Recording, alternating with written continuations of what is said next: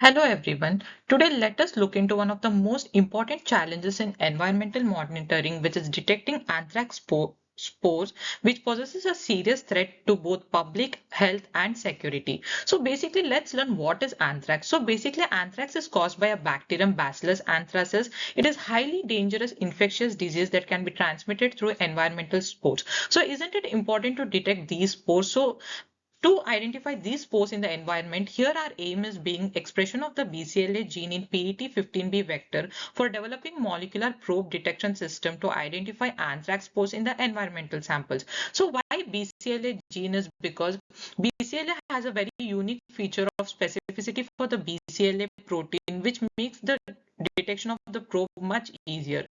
So here is the sequence of the genes selected.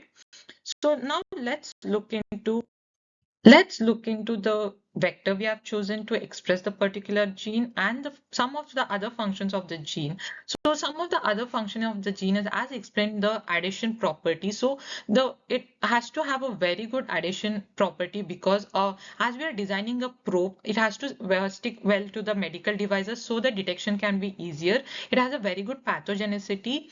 So the plasmid we have chosen here is pET15B. So pET15B has a high yield expression T7 promoter, which includes as a strong promoter region. It has IPTG controlled expression. It is very much compatible with E. coli expression system, and it has a very high copy number. So this is the flow we can express our gene of interest in the expression vector. So we begin with design of primers, amplifying bclA gene using PCR, digestion, followed by transformation, and then conformation of cloning and expression.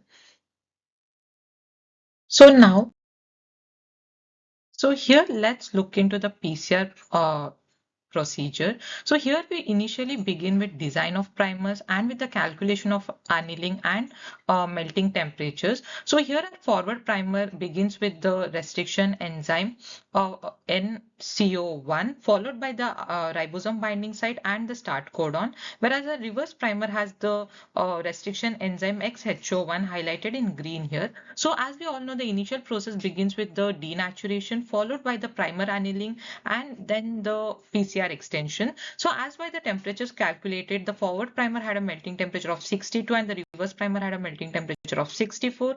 And the annealing temperature for forward primer was 57 and for the reverse primer was 59 degrees Celsius, making it very ideal for the PCR process. So this is the construct of a recombinant plasmid for a suitable gene. This involves a T7 promoter and for our nucleotide sequence, we have chosen the two restrictions enzymes NCO1 and XHO1, which has a gene of interest, which is followed by a histag, a T7 terminator, and an amplicin resistance and an ORI.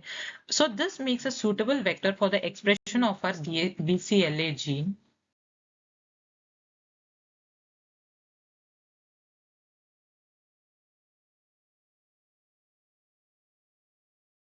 So now let us look into the next step of our procedure, which is the transformation of E. coli with bclA gene in PETB15 vector.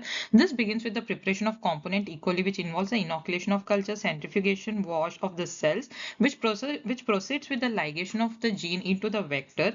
This involves restriction digestion, followed by the ligation reaction with DNA ligase. The next involves transformation using the heat shock method, followed by the selection of the transformants. This here we use LB agar plates which containing amplicin, which is demonstrated in this picture. This step is crucial because PTB15B carries an amplicin resistance gene, so only the transformed bacteria will grow on these plates.